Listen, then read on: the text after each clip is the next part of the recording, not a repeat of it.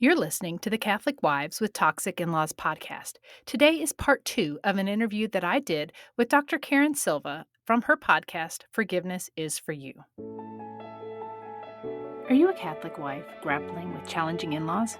The Catholic Wives with Toxic In-Laws podcast is your sanctuary for navigating the sometimes stormy seas of life with toxic in-laws while being validated for what you've experienced.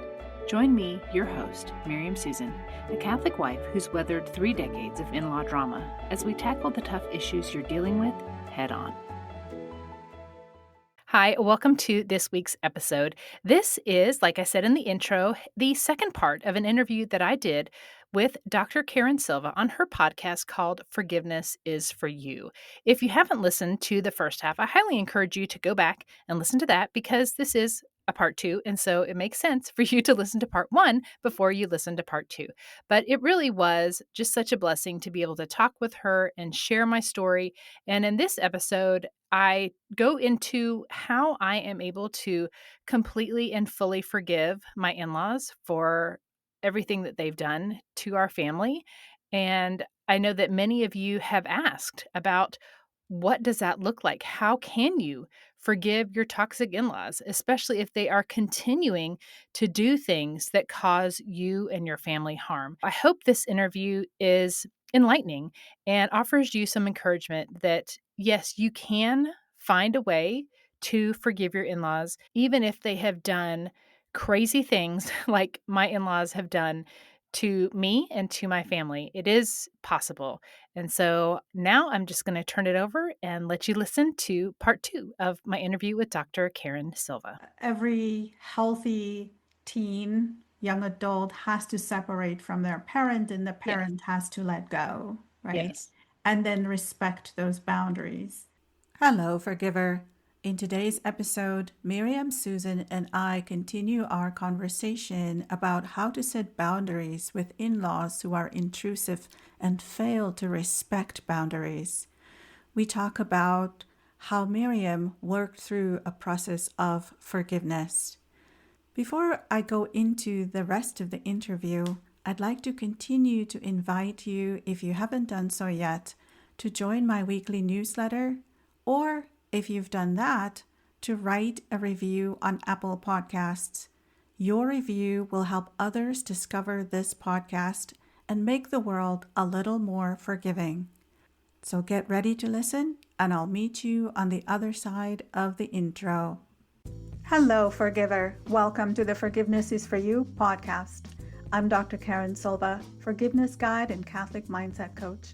I've spent 30 years in therapy for sexual, physical, emotional, and racial trauma, but therapy could only take me so far.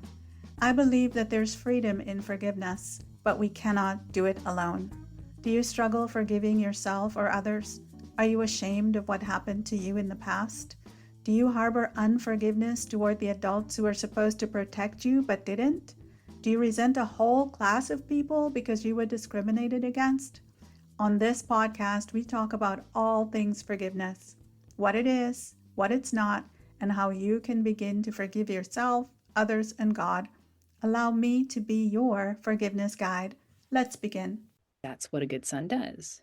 A good son, your job is to keep mom happy. Mm-hmm. And so that's what he did.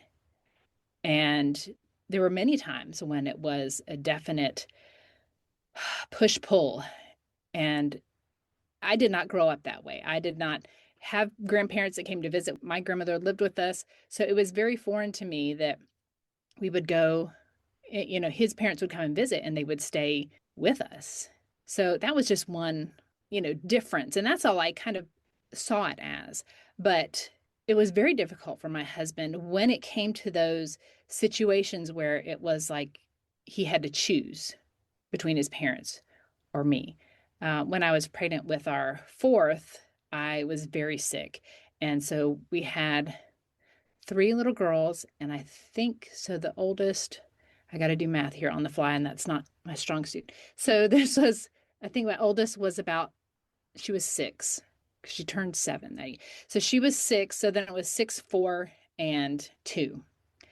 And I was very sick. I mean, I lost like 15 to 20 pounds. I was that sick. And we called my mom, asked her if she could come and stay for a week just to help, just to get caught up on laundry, get caught up on cleaning, all those little things. And she did. And it was amazing. And my mom cooked and she cleaned and she took the girls out and it was a blast. And then when it was time for my mother-in-law to come, it totally got turned upside down. It was, we're coming to get your girls and take them back to grandma and grandpa's house. And I had never been apart from my girls. I Mm-hmm. was a homeschool mom. The most I had ever done was like mom's morning out or something like that. And I lost it. That is probably one of my lowest points. My husband had loaded the girls into the car, had all their bags packed, and I mean, I'm physically ill multiple times a day with this pregnancy and exhausted. And I told my husband, I said, for you to take the girls, you're going to have to back the car over me because I'm going to lay behind the van and I'm not going to let you take them. I was crying. He was crying. The girls were crying. It was a very traumatic day. And then I went inside. Everybody got out of the car, went inside, and I took a shower. And I felt like God was telling me, you need to submit. You Mm-hmm. need to submit and let your husband take the girls. And if I had not felt like God had told me that, they wouldn't have gone. But I did. And to this day, we both say that that was a very pivotal moment in our marriage. Number one, for my husband to realize that I was willing to submit to him, even though he knew, he knew without a shadow of a doubt that that's not what I wanted. Mm-hmm. And a pivotal moment for him to realize, looking back, that he never should have done it, that he never should have taken him. So something happened that week that. Nothing really traumatic happened that week. It was just his realization Mm-hmm. that he chose his parents Yes, over over you. his girls. Mm-hmm. And so I think from a very early age, he knew that there was something different about his mom and their relationship. And so it was a lot of slow realizations through the years. Many times he would tell me, you know, you just need to pray about how you see my parents. And of course, that made me really mad. Mm-hmm. That made me very mad because I didn't want to. I did, probably not as often as he had asked me, but it wasn't until that day in 2019 after my son's baptism, after our son's baptism, when he saw me literally crashing. I had a massive adrenal crash. I was in bed with nausea, migraines for 3 days after that visit. And it was like he realized at that point that it was not all in my head, that Mm-hmm. his parents coming to visit had a physical reaction, or I had a physical reaction to his parents coming to visit. And it's continued. And actually, it wasn't until our hearing on June 11th. So, what, just a couple weeks ago, Mm-hmm.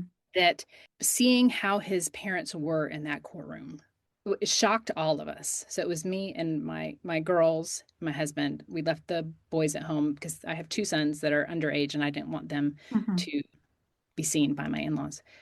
And he walked out of that courtroom realizing that he had no other choice based on how they treated us in that courtroom. He had no other choice. And at this point, that paradigm has been broken. Mm-hmm. He now sees he has, like, this is the only choice.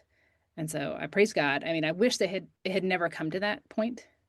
I never, ever, ever in a bajillion years imagined that we would have to be in court against my in-laws. But the fact that that day seemed to shatter that paradigm, I mean, I'm very grateful for that. You bring up so much here. There is so much. Your case would be like the far extreme, right? To what where people would have to go in order to Yes, preserve their sanity and also to preserve their values for their family, yes, right? And to create that distance to every healthy teen, young adult has to separate from their parent and the yes, parent has to let go, right? yes. And then respect those boundaries. But when that doesn't happen, how do you now help other women navigate that? It's a lot of self work because we cannot control other people. And that's what we're experiencing. Those of us in similar shoes, I realize that my case is a pretty extreme case. Praise God that we never had to deal with physical violence. We were never threatened, with anything, but a lot of irrational behavior. And so we don't know if that would happen. But it's a lot about how we see ourselves and how we have to see ourselves as worthy of protection. We have to see our families as worthy of protecting, even if our husbands don't quite see it. And I know a lot of husbands just don't, because this is how they were raised. This is how they were trained from birth to think about their families and their parents first, no matter what. So we have to get to the point where we have to decide as women, as wives in these marriages, that I have worth. What I say has value. And there is an inherent respect that I am due just because I am my husband's wife, just because I am the mother of my children. And if I don't stand up, even in the smallest ways, if I don't stand up and have even like the smallest boundaries of, you know what, we're not going to do video FaceTime calls at 8:45 at night when I have children 10 and under who need to get to bed. That's a very, very, very basic boundary. But that's where it starts. It has to start somewhere. And it's finding those little areas of your life that you can just put that line in place and say, this is not out of hate. This is not out of bitterness. This is not a form of revenge. This is just what works for our family. And I ask that you honor it. And healthy parents, so this is, adult children's parents, healthy parents, yeah, they can get upset with those things. There's things that I've done that my parents got upset with, but they are in a state, or they were in a state, my dad's since passed away, but they're in a state that they realize, okay, you're an adult. This is your marriage. These are your kids. I don't like what you're asking me to do or to not do, but I have to respect that. And until we decide that we are deserving of respect, we're not going to receive it. And that's really hard for a lot of us to hear because we don't want to see ourselves that way. It's a whole lot easier to just think that all these things are happening to us and we have no control over it, but we actually have a lot more control than we think we do. And we just have to begin asserting it. And if your in-laws start pitching a fit and acting like they're a very hangry toddler who needs a nap, that's when you start to realize, okay, if somebody pushes back against this basic boundary, going back to the FaceTime at 8:45, if they push back and get angry about that, that's a sign that you really need those kind of boundaries. Mm-hmm. Yes. So you advocate for mothers of children to model that kind of boundary with other people. Yes. Yes. So like I said earlier, I wanted to make sure that my in-laws were seen in a favorable light for my children. And I made amazing gifts for them, like custom scrapbooks and a little Scrabble board with all the grandkids' names. And I did things to try to please them, to try to improve a relationship that was very, very broken.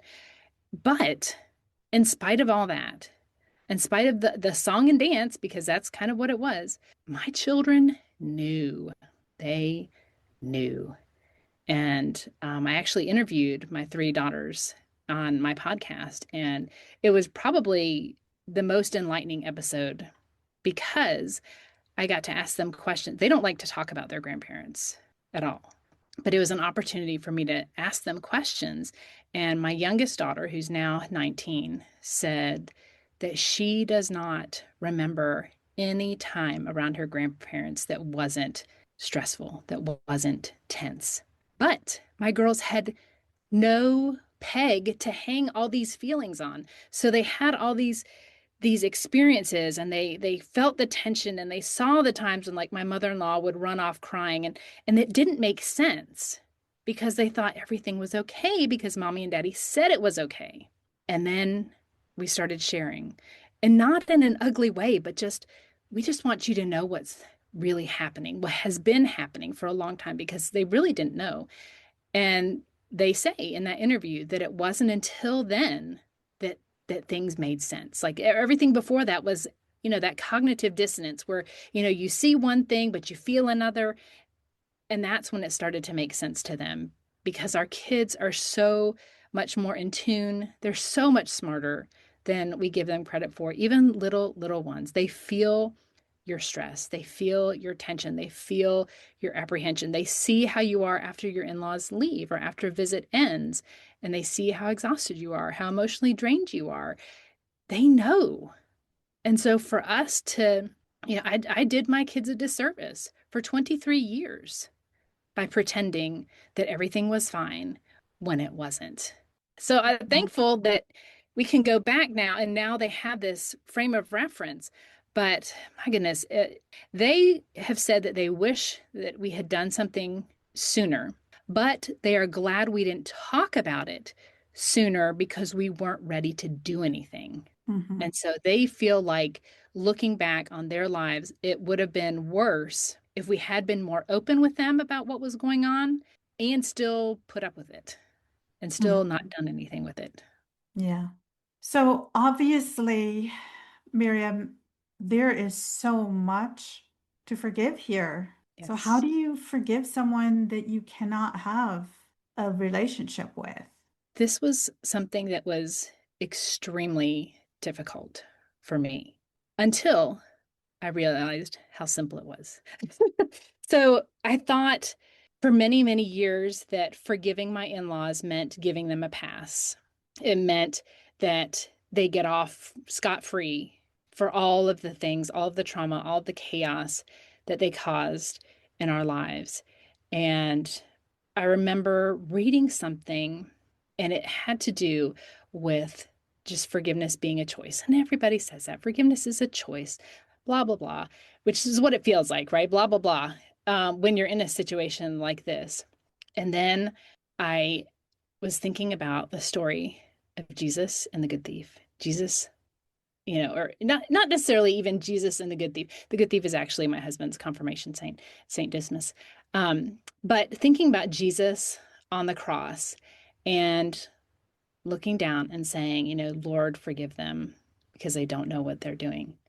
And that has brought it's made forgiveness super easy because I think to myself, how could a mother do this to her son? How could she do, how can my mother-in-law do all of these things to her son? How can my father-in-law enable my mother-in-law to do all of these things? Like, and they know what they're doing, but do they really? And so the realization that, my in-laws are doing all these things. They're stalking us. They're trying to, turn our kids against us. They're doing all these things. And they think they're doing these things in an effort to bring us back into a relationship. And logically, the Lord speaks to me through logic. Logically, I know that they don't know what they're doing. They can't. Because if they did, I have to hope that if they did understand what they were doing, they wouldn't do it. And so forgiveness now comes easy because I realize that they truly do not understand that their actions are causing the exact opposite result than what they want. So because of that, I can forgive. I can forgive the horrible things that my father-in-law said in the courtroom to my daughter. He told my daughter he was so disappointed in her. And that, I mean, you can talk bad about me all you want, but if you start talking ugly to my kids, I'm going to get really angry. But I think he did that to try to shame her or guilt her into coming back and having a relationship with him. And that doesn't make sense. And so that's how forgiveness has been pretty easy for me, is that I can look at these things and think, Lord, they have no idea what they're doing. I have to forgive them. And now I can pray and ask God to bless them, which 10 years ago, that was not happening. That was not happening.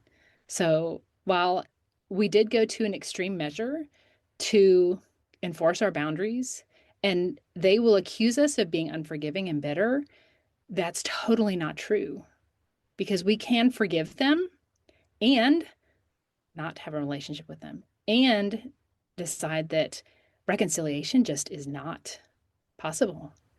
It's not possible. And I talk about how forgiveness is not reconciliation. Right. Yes. That we can forgive without having to reconcile with that person if that person is still going to do things that are harmful. Yeah. Yeah. And there's even some scripture, and I'm not a theologian by any stretch of the imagination. I think it's in Luke 17, where Jesus actually says that you don't necessarily have to grant forgiveness if the person is not repentant. And that was like, whoa, but I need to forgive them. I need to Yes. do it for me. Yes. So that's an interesting scripture to kind of dig into. Like I said, I don't really know. I'm not a good scriptural interpreter. But that was kind of like, wow. So there is an allowance for somebody who is unrepentant. But at the same time, I had to let go because I knew it was hurting me. Yes. Because that's why this podcast is called Forgiveness is for You. Yes. Yes. And I didn't do that on purpose. I was going to say, what a great way to end this conversation. So where can someone who is struggling with this find you and your work so that, if they want to work with you, they can take it from there? So I don't really have a big social media presence because I know that my in-laws are stalking me. And so you can find me on Facebook. I think I have like a handful of followers, but my main avenue of my ministry really is through my podcast, and it's called the Catholic Wives Desiring Peace podcast. You can find it on YouTube, on Spotify, Apple. I think it's on Amazon now. I don't know. And then I have a website, desiringpeace.com, and you can sign up and get the podcast notifications. And then I send out emails with a summary for the podcast. And I actually have a journal that I'd love to give your audience if they're interested. They can go to desiringpeace.com/journal. And it's a self-guided journal to kind of help you process what's going on in writing and to really just take a slightly more objective view of what's going on because it's hard. It's very, very hard. And I think the hardest part is feeling alone. I Hmm. felt alone for so many years and thinking that I was the only one that was not eager to see my in-laws. But that's not the case. There are so many of us out there. But like I said, my email newsletter is tied to my website, which is tied to my podcast, and that's where people can find me. Thank you so much for this very enlightening conversation.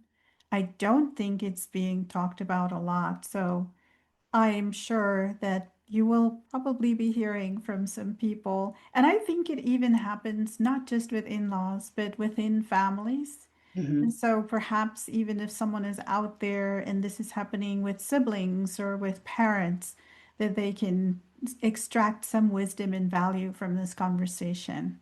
Yes, I actually do have quite a few women that reach out and they say it actually isn't my in-laws, but it's my parents. So yeah, I mean, I can't speak from that perspective because I have a good relationship with my parents, but from the in-laws, it's very, very similar. I just can't relate to the Yes. parent and Yes. adult child dynamic. Yes. So thank you very much for being here.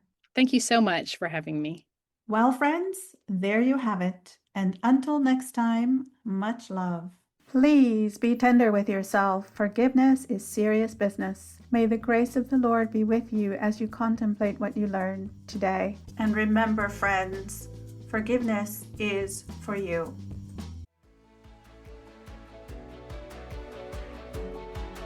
Thanks so much for listening to today's episode. But before you go, I want you to know something. If you're feeling exhausted after every family visit, questioning whether you're overreacting, or if you're replaying conversations you had with your in-laws for days afterward, you're not crazy, and you're definitely not alone.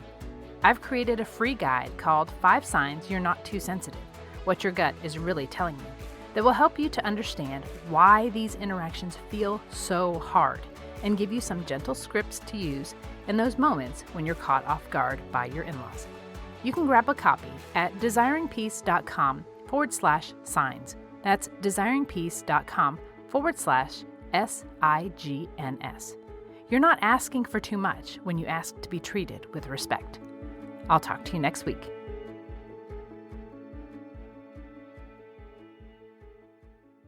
Disclaimer. All content and information on this podcast and our website, including our programs, products, and/or services, is for information and educational purposes only and does not constitute professional medical, psychiatric, or mental health advice of any kind, and does not establish any kind of professional client relationship by your listening to this podcast or use of my website. A professional client relationship with you is only formed after we have expressly entered into a written agreement with you that you have signed, including our fee structure and other terms to work with you in a specific matter. Although we strive to provide accurate general information, the information presented here is not a substitute for any kind of professional advice, and you should not rely solely on this information. Always consult a professional in the area for your particular needs and circumstances prior to making any professional, medical, or mental health related decisions.